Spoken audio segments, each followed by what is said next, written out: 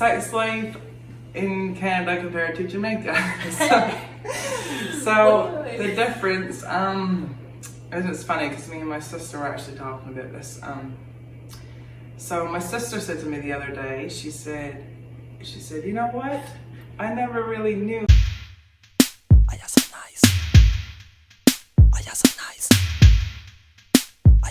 Hi guys, welcome to Chairs and Benches. So today we'll be doing a video to compare the differences between Canada and Jamaica. So I have my friend here, Jerica. Hi. Woo! Yeah, so she really knows a lot about the Jamaican culture, and she's also Canadian, so she knows everything about the Canadian culture. So we're going to show you guys the differences between both places so you guys can learn more about our country.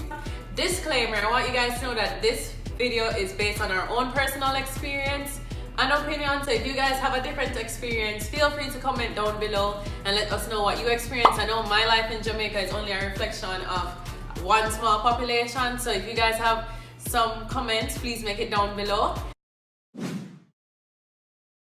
Neighbors, okay, so that was a culture shock for me. Like, people in Canada mind their own business, legit. They don't care about, like, it's a blessing. I guess it's kind of good because your neighbors don't really be too invasive. So I can live next door to somebody for 20 years and not even know their names. I don't know how much people live in the house. I know nothing about them. While in Jamaica, there's a community. It's like it takes a village to raise a child type of vibe. Like, everybody kind of knows each other. People say good morning, people talk to you. And sometimes there's a relationship that is created from being so close to each other in the community. So you might have a neighbor that would watch your child for free. You know, they are involved in your kid's life, yeah.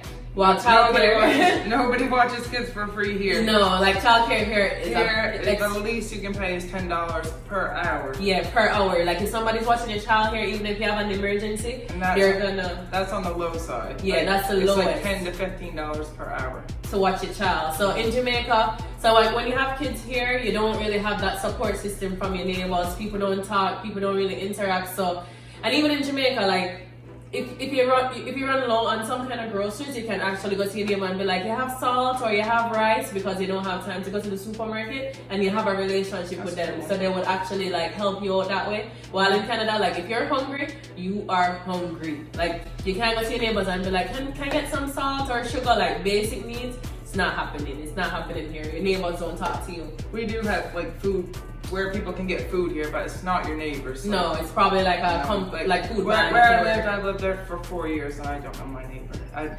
barely know what they look like, to be honest. Yeah, like, it's crazy. So when you're here, loneliness is a real thing. You need a support system for real. So the next topic is police lights. Here in Canada, when you see police lights coming, everybody hauls over to the side at any time you see them coming. It's actually a law here. Yeah. You can get in big trouble if you don't respond to an emergency vehicle by pulling over or getting out of the way.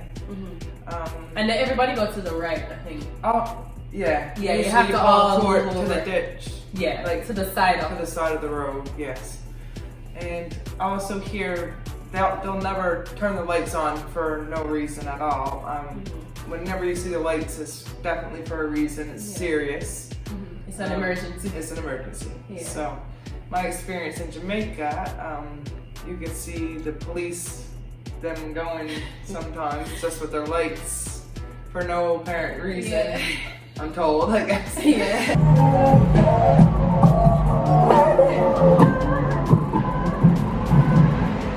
That's an ambulance. Therefore, nobody really cares to pull over so much. Sometimes they just put them on to get through the traffic. Yeah.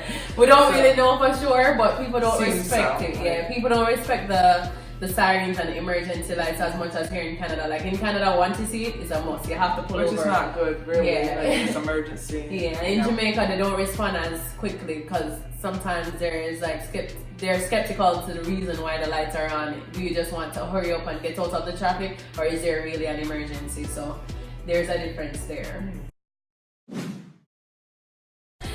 Well, the next topic is bus drivers in Canada, okay? This was You have more experience. Yeah, I have more experience with this one because I used to take the bus And the bus drivers here in Canada, I don't know what to say about them. But they're rude. I think they're rude because, like, all right. So basically, in Canada, it's very strict. They're on a specific schedule to the minute, to the second, maybe. Yes. So if I'm at the bus stop and the bus driver is driving past and I'm really close and I'm running to the bus, you have to like be there on time, because if not, the bus driver will legit see you running to the bus and drive past it because they're going by a schedule. And I think it's really rude. You have to wait like 15 to 20 minutes on the next bus. It's cold in Canada, as you guys already know. I mean, you can't just wait 2 more seconds and make me catch the bus. No, they don't do that.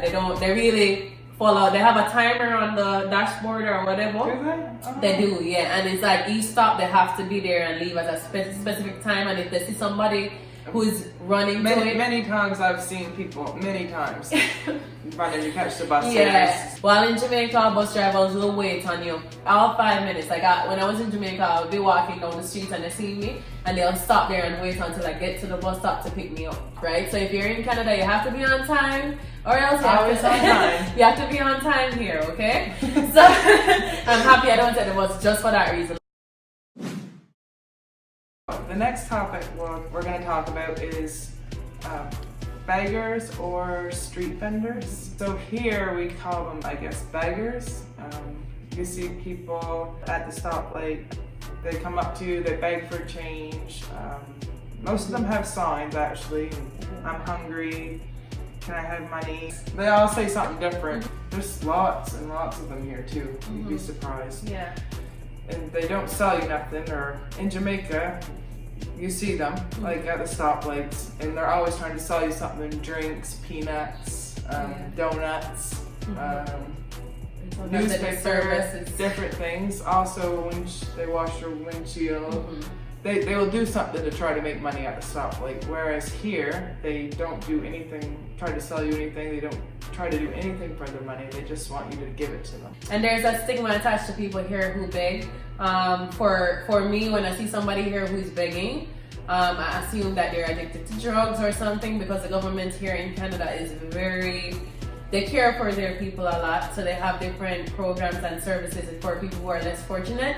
While in Jamaica, there's really a poverty issue. So when you see somebody begging in Jamaica, chances are they really don't have an opportunity for better. So, and they actually hustle and try to get the money. Whilst in Canada, there's so much different routes that you can go to make yourself better. Not to say that they don't have issues here, but they have way more support and they're probably not accessing the resources as much. So people are not really inclined to help them as much. And then they're just directly begging. And some people even say begging for drugs. Like some people will write that I was going to say, I didn't know if I should, but some people on the sign will say money for weed. Yeah, money for weed or money for drugs. But also there's people that don't necessarily need the money here that beg for it, therefore you don't know who to give it to or not. I've heard of people making $100 a day here, like more than what you would make at a job begging for money here. Yes.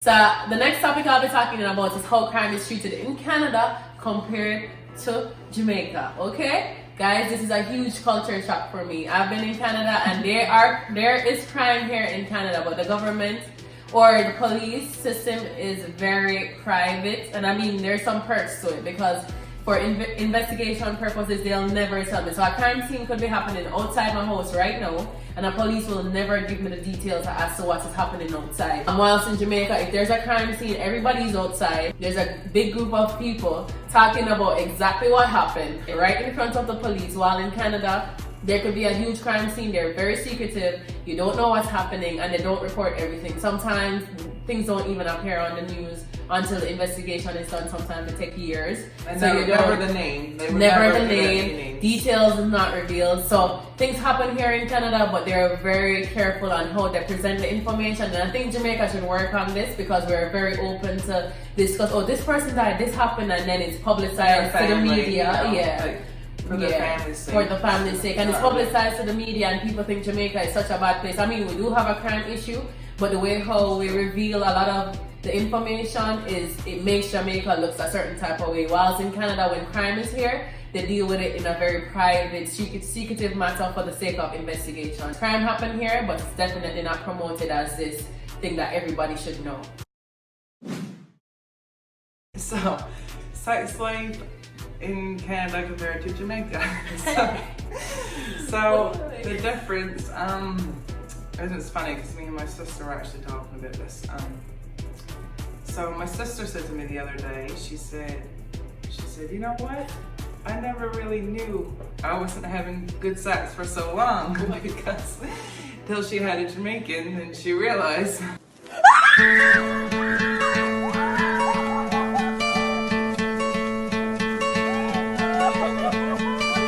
Hoping you take that What? Talk your Okay. man, tell the people then. So Jamaican sex. me saying why like all my life you just think you're having good sex and then you meet Jamaican men and have sex with Jamaican men and it's like whoa. Yeah. You've been missing something. Yeah, it's like you don't know. Like honestly, everyone here, like most people here in Canada, is just having basic regular sex. They like everybody obviously thinks it's good sex, but nobody knows until Yeah, they you have don't it. know until they try it. So Jamaican men, congratulations, but you guys are leading for good sex.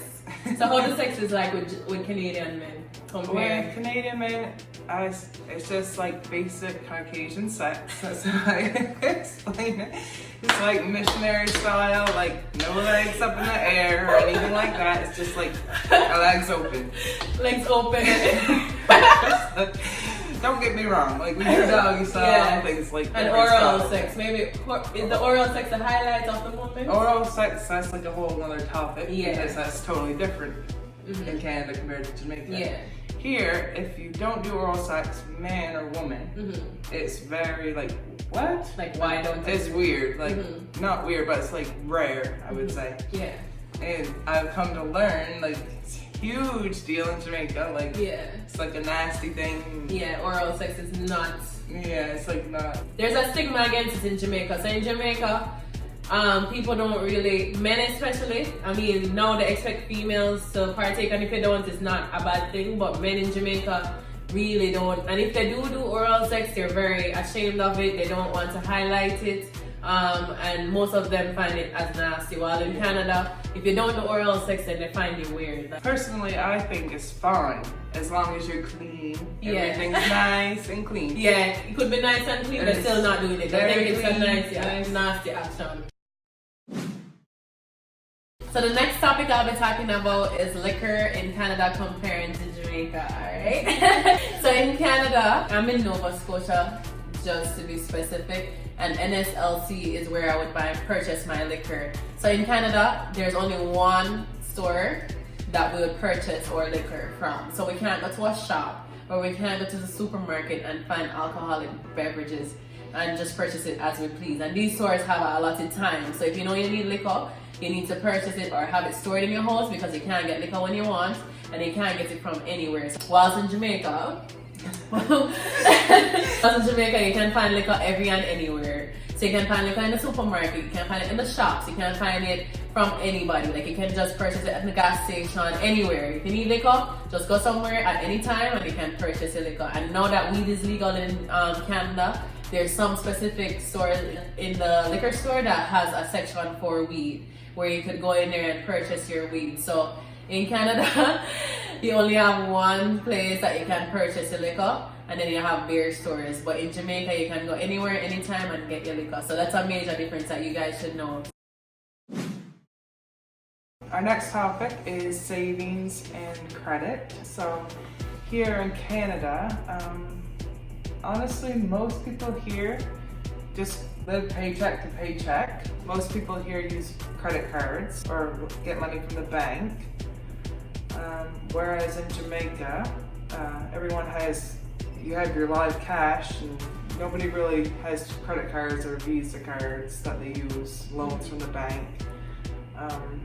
So also I find that there you might see somebody with not great shoes on or like somebody that looks like, but really they have lots of savings because people there I find are very good savers.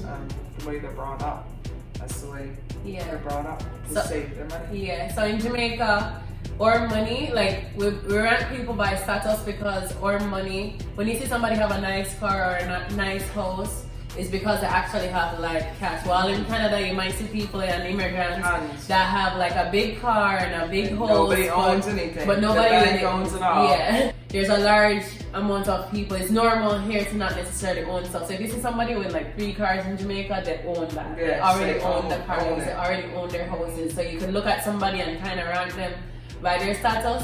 While here in Canada, it's very hard to tell who's broke and who is stable, right? You can see somebody with a big house, big Yeah. car, this and that, Yeah, and they they're don't. pretty much, they Yeah. got nothing, like, Yeah. for cash. Like, Yeah, nothing per no cash, and joke. that's normal here. So that's a major people aren't difference. good at saving money here. No, and it's promoted in a sense because the That's bank, the reason. once your credit is good, the bank will offer you credit cards, Yes. and the bank will offer They you try to this. give Yeah. it to you. They And try. once they give it to you and you use it, then You owe it. Also, Yeah. but you can go bankrupt here also. yeah. Alright, so the next topic I'll be talking about is maternity leave and child tax benefits. As you guys know, I have a daughter, and in Canada, we get 1 year maternity leave. If you have a full-time job, by law, you'll You can get actually get 18 months. 12 months to 18 months Yeah. maternity leave. And that's your decision. So you'd have to make that decision before your child is born. If you want 18 months, that's new though. It's new. Yes, it's fairly new. So you can have 18 months with your baby here, and you'll get paid.